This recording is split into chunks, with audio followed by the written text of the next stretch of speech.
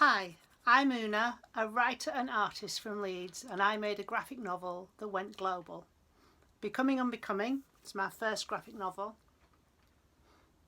It was published in 2015 in the UK by Myriad Editions, and then another English language edition was published for North America by Arsenal Pulp in 2016. It's also been translated into French, Italian, Spanish, Dutch, Brazilian, Portuguese and Turkish. I have a following all over the world, quite a big following in Brazil, hi Brazil, because my book was adapted into a work of theatre by a non-profit organisation. They're called Coletivo Rubra, and we're going to be working together with some kind of further adaptations of the book. I get messages from all over the world about this book, and it makes me so happy because I honestly had no idea what I was doing when I started researching it in 2008. Yeah, 2008 I started to research the book. 2015 it got published. That's quite a long time. I think if you're going to be a graphic novelist, you've got to be in it for the long haul, okay? That's the first thing. But what I'm here to talk to you about today is the artwork for Becoming Unbecoming, because for the first time the first time ever, but during the thought bubble period between the 9th and 15th of November, I'm going to be selling the original artwork for Becoming Unbecoming in my online shop on my website. And as part of that process, obviously, I've had to go through the artwork and look at it, and it's really made me think about how much I learned, because I was a complete beginner to comics when I started researching. I wasn't a beginner to art. I had art training. I had a first class honours degree, yay me, in fine art. I had a master's degree, and more recently I've completed a PhD in fine art practice, which I focused on comics studies. So yeah, it's not like I'm actually a beginner, but I think that we should all feel like beginners, and I definitely was a beginner at comics. I knew nothing. I knew nothing about how to put the book together, how to I didn't even know how to get a decent scan. I didn't know. I used to go around conventions saying, yes, but what is the blue pencil actually for? And kind of talking to people, trying to pick their brains. And people in comics were so helpful, really generous with their advice and their tips. So I'm hoping that you might learn something from this video, where I'm going to talk you through the mistakes I made, the things, what I learned, what I think really works for comics, because I'm kind of famously fairly out of the box or out of the panel. A lot of my work is really pushing at the boundaries of what comics is supposed to be. That's how I want it, that's what I want to do. I feel like as an artist and as a writer, you should always be a little bit out of your comfort zone. Obviously what we're trying to do is we're trying to tell stories, and that has to come first. But I think I would be bored if I didn't experiment with materials, if I didn't push around the page layouts so that I could squeeze the kind of last drop of meaning out of how I'm arranging those little pictures on the page. I love making comics, and I wish that I had realised that I could make comics. I didn't just have to read other people's comics, because that was kind of how I always felt. I used to look at the kind of iconic graphic novels and think, I want to make one of those, but I just didn't know how. And so I carried on making what I thought was proper works of art, and that didn't make me happy. Making books, writing and drawing books, that makes me really happy. Since I wrote Becoming Unbecoming, I've made 2 other short graphic novels. This one is on sanity, and it was funded by Arts Council England, and it's about me and my mum. She had a psychotic episode. Well, I call it an episode, it was actually several years, and she's fine now, and we wrote this story together about her experience of being sectioned under the Mental Health Act and recovering from a really serious psychosis. It's actually a lot more uplifting than you'd think, because it's about me and my mum, and we wrote the story while drinking tea at my house and eating biscuits. It's nice. Sometimes people talk a lot about mental health, but they forget that you can actually recover. This is my other short graphic novel. This is called Cree, and it was commissioned by New Writing North, who are based in County Durham. I think they're based in Newcastle. Oh, I'm really sorry. I always get this wrong. Anyway, wherever they're based, they commissioned this book, and I went to visit a group of women who run an empty shop called Be Creative in Stanley in County Durham, and I met them, and it's kind of a biographical work of those women, but also it's about the place, the beautiful place of County Durham, which really struck me, the kind of landscape. And then finally, my next book is a little bit delayed because of the virus. It's called Eve. It's going to be published by Virago Press in March 2021, and it's a sort of epic tale of a dystopian pre and post-apocalyptic world, the world we're kind of living in right now. So I'm really looking forward to that book coming out, but I'm also going to get on with telling you my story about how I made Becoming Unbecoming, getting it wrong round about 80% of the time, but the 20% of the work that came out good is great, and I still love it. So hope you enjoy this film.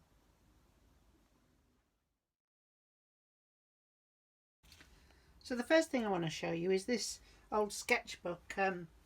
It's really ancient, and the elastic's fallen off, and it's full of all sorts of random scribblings.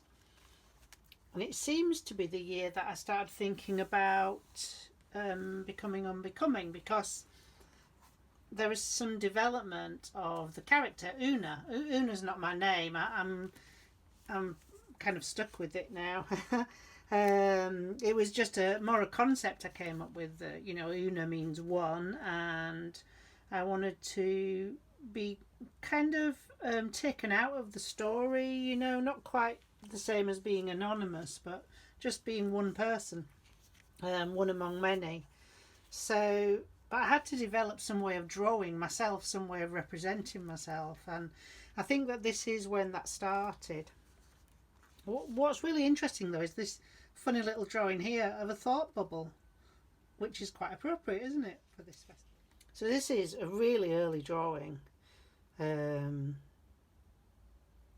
before I'd sort of really started putting the book together, and it's clearly starting to turn into the little figure that is iconic in the book of Una dragging a speech balloon around, an empty speech balloon. It's like a kind of burden, or a kind of very heavy bag that she has to carry everywhere.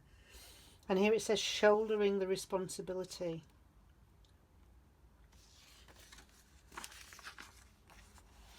And then on this page we can see, well, I'm not really sure what it is, if I'm honest. It's obviously me with the pen just kind of drawing figures and trying to work out what the figure would look like. They're pretty scrappy, I've not kind of coloured the hair in or anything. I'm just testing out shapes, basically. And you can see here that I'm testing out, a kind of a fragmentation of the figure. It says here spoons for arms, because they're a little bit like spoons, kind of bent spoons. Here she's got a different dress on. I don't know why it says halfway along the hair there. I'm not quite sure what that means, and I'm not quite sure why this one's kind of sinking into the ground there. It's a very, very long time since I made these drawings, so they're as new to me as they are to you. And then some more kind of figures sitting in different positions here. It says, too much height between fringe and head.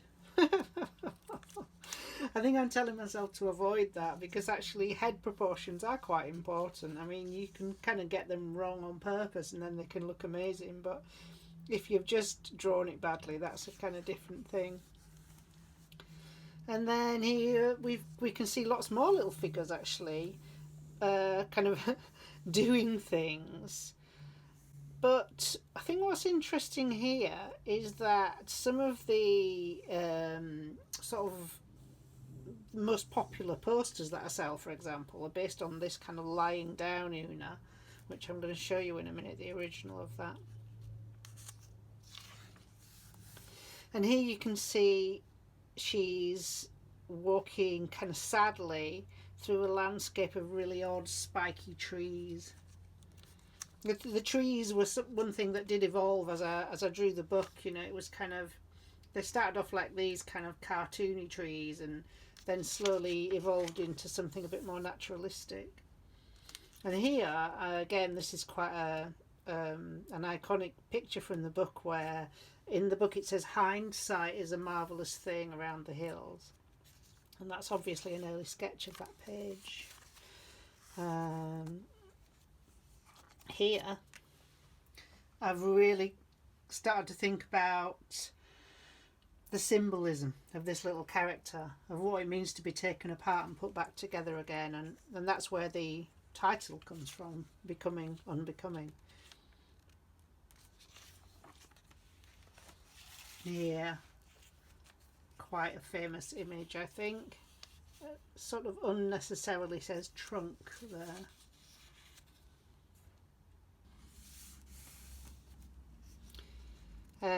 Sort of trying to work out, I think, here something like a sequential narrative, but trying to avoid panels, trying to avoid dividing the sequence with squares and gutters and panels, and instead using the tree trunks as gutters. But because you still get the kind of sense of first we've got this, then we've got this, then we've got this. So just really kind of trying to be a bit playful with the way comics are set out. And here, this is one of my posters, which, well, not this drawing, but the evolved drawing from it, where Una is kind of earthbound. This one didn't end up in the book, but I don't know why, I quite like it, with the target on her chest.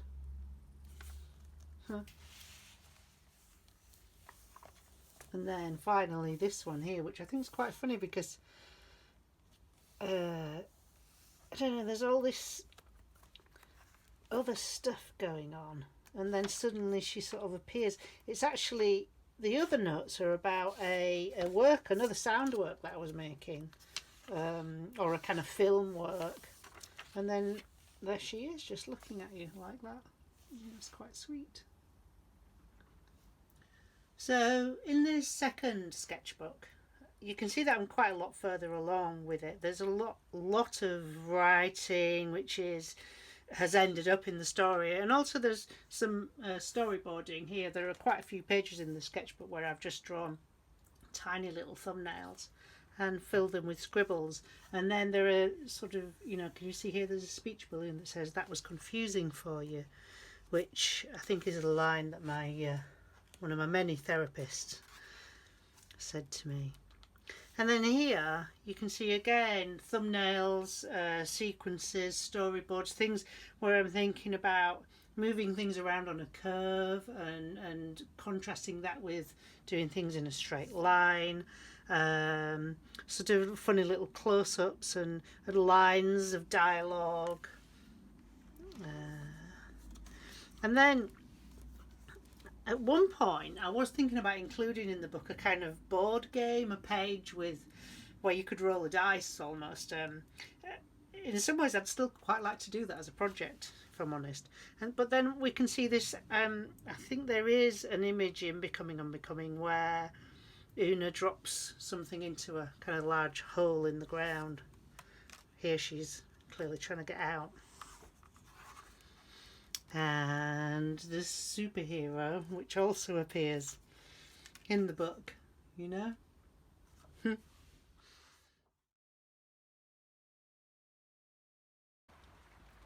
These drawings represent the two main styles that appear in Becoming Unbecoming. the whole book is a real mixture of different styles of artwork, because I was evolving while I was making it. My work was changing, I was thinking all the time, I was trying out new things, and I think it kind of matches the whole sort of the atmosphere of the book, the very fragmented, post-traumatic kind of nature of the story. It's fine for it to be like that. I think it helps the work. But I suppose that I would call these two the main threads that run through it. We have these very minimal drawings, which are made with a fine liner like this, just a normal fine liner. I don't actually use these anymore. I find them quite hard to draw with, and I'm not always satisfied with the way they mark. I've actually switched now. If I want to make just a single black line, I've switched to these, which are rotring ticky graphic pens, and they sort of release a lot more ink as you're drawing. I find them a lot more kind of fluid to draw with. So I've moved from this, which is called fine line, unipin fine line, to this, which is called rotring ticky graphic. Sometimes I use a Sharpie if I want just black. Like this, a thin Sharpie, and this, a thick Sharpie.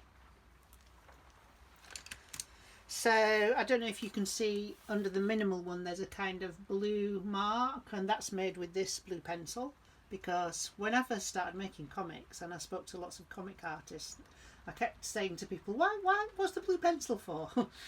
And they explained and they explained and they explained, and I tried it and tried it and tried it, and actually for me it doesn't really work that well, because either I'm drawing like this where I'm not sketching, I'm just I just go straight for it. I don't do any underdrawing at all, and how it comes out, that's how it comes out. Or if I want to draw like this, there's a lot of white background, and actually I can get rid of the blue after I've scanned it, just by stripping the blue out, or by making it grayscale, or changing the contrast, or whatever, as long as there's not too much blue. But it often takes a really long time to clean up my drawings, and I wasted so much time on Becoming Unbecoming cleaning up drawings, because I wanted a white space. Quite often I like, the kind of starkness of a white background and just a black line. And the blue was a pain to get rid of. So actually what I do now, I use the same brand of pencil, which is Colorways. It's Prismacolor Colorways. They rub out. They've got a little rubber on the end, and they're just they're coloured pencils. They're not like your normal kind of graphite pencil. But what I do now is I draw. If I want to do an underdrawing, I do it with a grey pencil, and then I go over with a black pencil, and the grey just kind of blends in really with the black. Sometimes it needs a little bit of tidying up in Photoshop afterwards, but it's much easier to do that. So there I've switched from using a blue pencil underneath to a grey and a black one of the same brand, Prismacolor Colorways.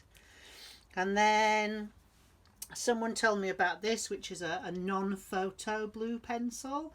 I actually think the colour of it's really nice, but it's completely irrelevant unless you're having your work photographed. I'm not having my work photographed. I always draw it, then scan it in, and then move it around in Photoshop. So this is just a coloured pencil to me now. But I think that the idea of it is that, if you're doing a kind of traditional comics page and it's got lots of colours on it, you can use this pencil and it can be eliminated in the final processing. But as you can see, I don't really work like that. So this image here, this is drawn partly in pencil and partly in, I think it's a fine liner, but it might be scratched in with ink, because this background is wax. It's got a wax surface on it. It's the same kind of technique that Henry Moore used to use to draw. You rub the areas that you want to stay white with wax, and then you can flood the rest of it with Indian ink, and it won't attach to the waxed areas of the page. But obviously you can then draw over the top of the wax, but you have to really scratch to get the ink to stick. And the kind of ink that I use is this.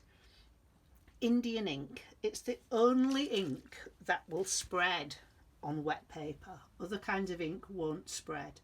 So don't, it's very disappointing to sort of go and buy an ink from an art shop and find that it doesn't do these kind of very beautiful effects. Now, so what I've done here is I've rubbed a wax candle over the top of this page, probably to here, to give it a kind of tide line. And then I have wet the paper completely. It's possible that I dipped it into a bucket or something like that to make it completely wet. It's quite thick paper with quite a decent sort of surface on it. It might be thin watercolour paper, I think. So then I've made it very, very wet up to the tide line and probably a little bit above, because you can see that the ink has crept up there. And then I'm taking a big soft brush, which is usually a flat brush. These are usually soft brushes. You can feel, when you go to an art shop, go in there, touch the stuff, because it's really important to get it right. You wouldn't get anywhere near the same effect with one of these. Yeah. So a big soft brush, very wet paper, and then just kind of pushing the ink around and drawing maybe quite thin lines up here, or maybe just kind of tapping. Once it's very wet, it spreads very quickly, so sometimes you just have to kind of dot little bits of ink around, and it makes this lovely effect. Then once that had dried, then I've gone back in with a pencil and I think some kind of fine liner.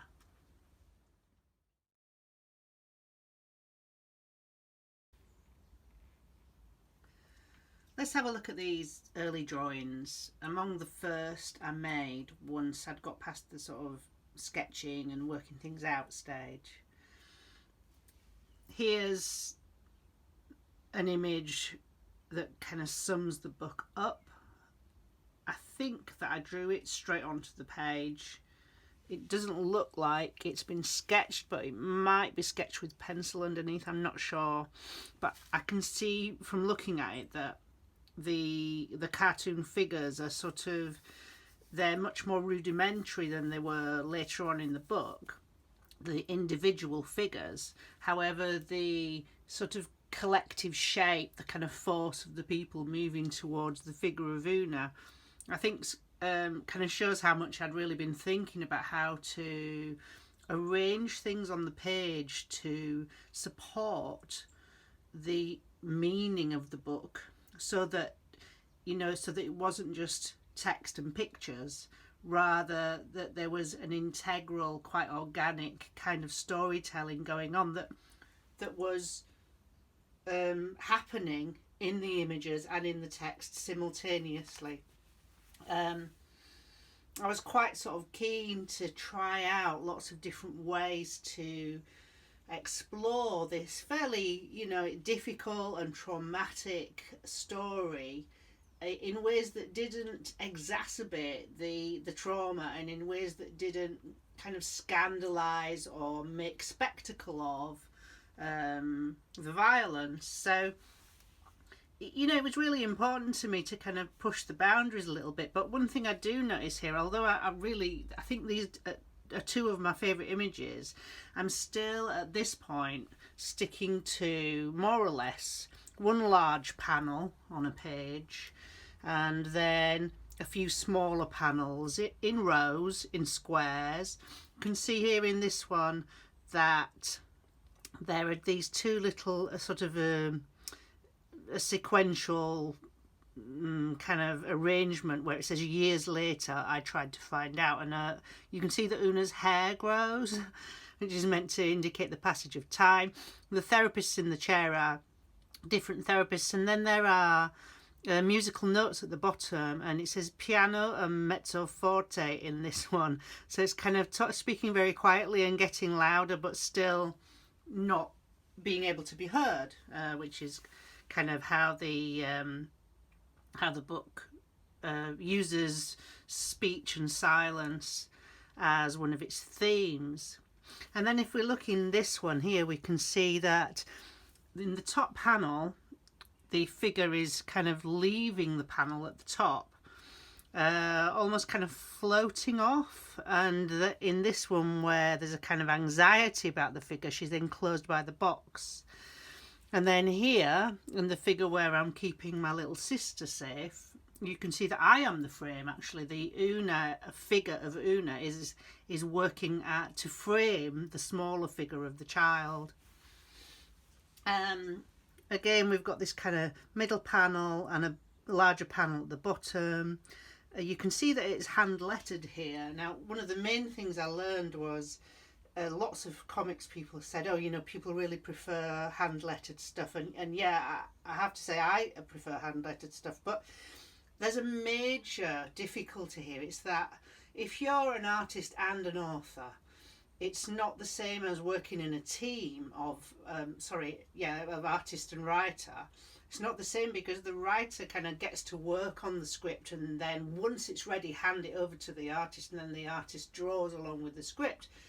But the way I work is that everything is the writing, the images are the writing, the text is the writing, and it develops as I go. So if I hand letter everything, that means that I can't make changes very easily. But I also can't just make the script in advance and then draw it. So hand lettering, although I was getting better at it, I think. I mean, this is not great. And obviously I've photoshopped that out and then replaced it with a kind of handwriting font that I made later. But even though I was getting better at lettering, I realised that it didn't allow me the freedom to write, because it was so difficult. Even to just change one word was quite a difficult thing to do. So these are really early drawings at the point where I was still hand lettering, and I was kind of working out the different ways that I wanted the pages to work, and some things were starting to emerge, some kind of visual themes were starting to emerge.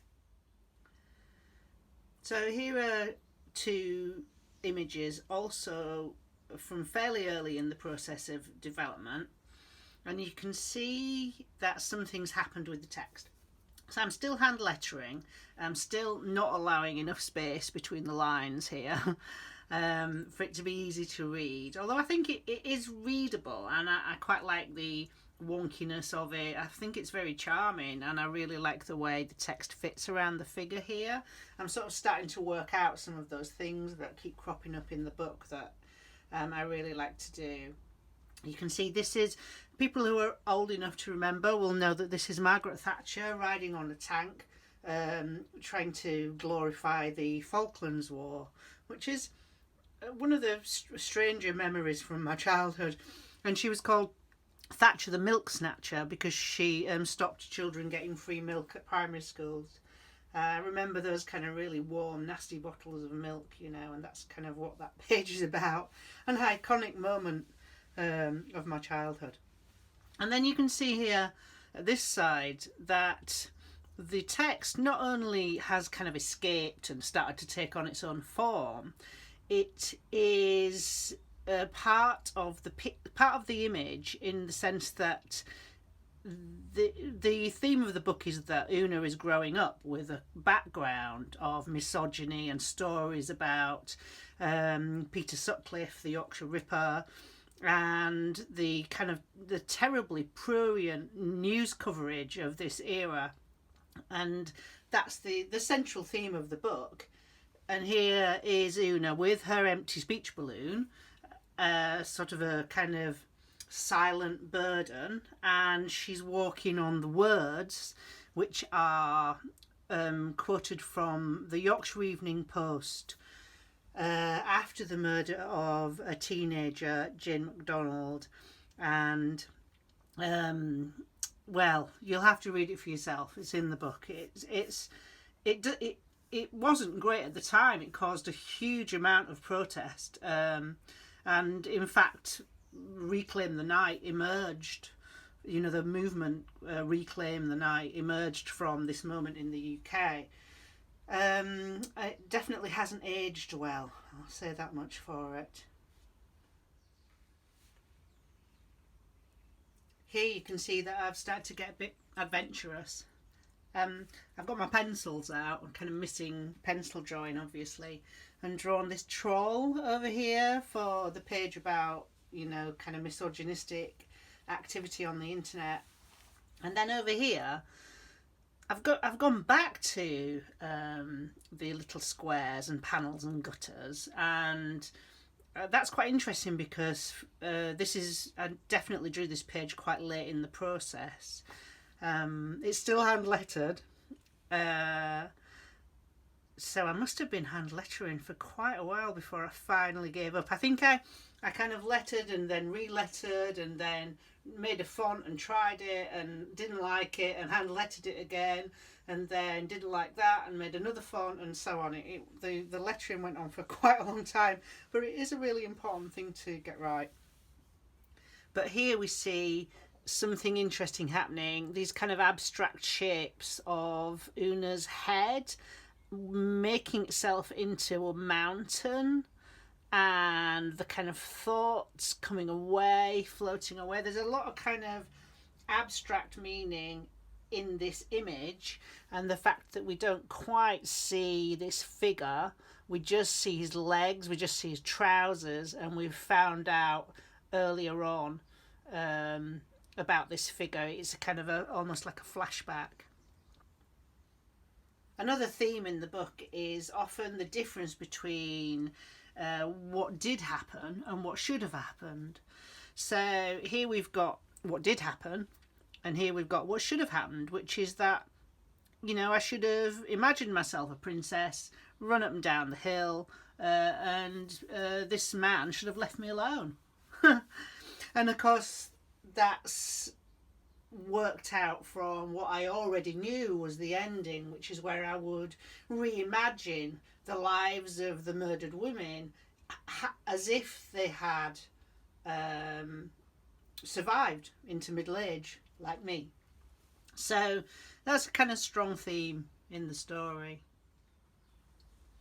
Now, so these are quite late images, and you can see how much more confident the drawing is. You can see how much more confident I am about just exploring different ways of, especially in this image here, different ways of kind of using the element of the figure and the objects on the page and the white space and so on and so on. You can see that here I'm still using a blue pencil. Wish I hadn't. I wish I'd just drawn it with a grey one. It would be a much nicer picture. But I've been told by people who run comics exhibitions that people really like to see that, because they can kind of see the underdrawing. You can see it here also that I'm still using a blue pencil, but here I can't quite remember why, but some of the figures are coloured black, so some of the black areas I've inked, but this row of police officers, sorry, because there are actually, I think there's a woman at the end there, the token woman. I think I wonder if it was because I was going to make their uniforms blue. I'm not sure. I think they're black in the final image. I'm going to have to check that. But really, the cameras pointing into this frame and all the microphones pointing sort of into the frame. There's a lot of dynamics going on here. And then this one huge image with the word slut and Una being balanced there in the little scales of justice.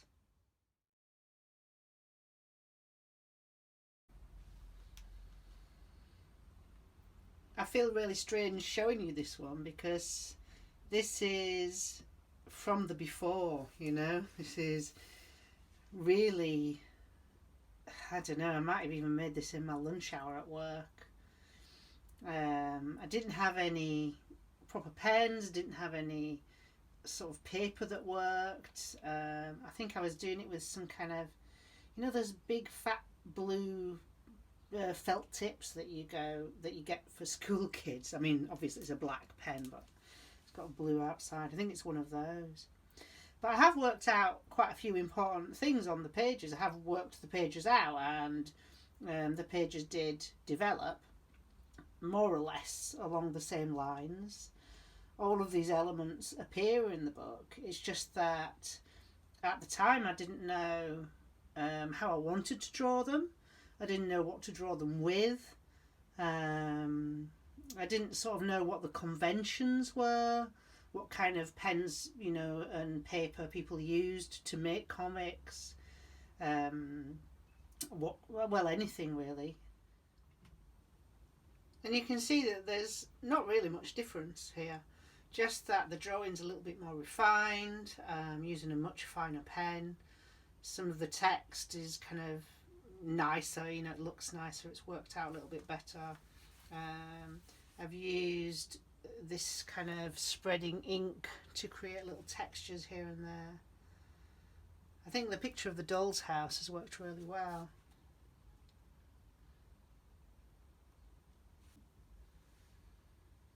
Once I'd worked out enough pages, so I felt like it was starting to be a book, I could definitely go to people and say, hey, I'm writing a book, which actually, I don't know, it was a few years, I think, before I reached that point. I don't like to rush. So I made this little zine. I wanted it to look very plain, which I think it does. Becoming Unbecoming, the first chapter by Una, and then this kind of shape with the tree, which also does appear on the inside cover of the finished graphic novel. And then you can see Tree Girl.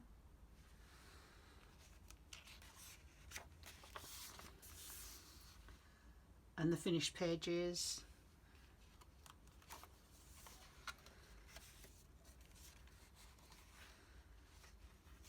Some of which stayed the same, and some of which changed.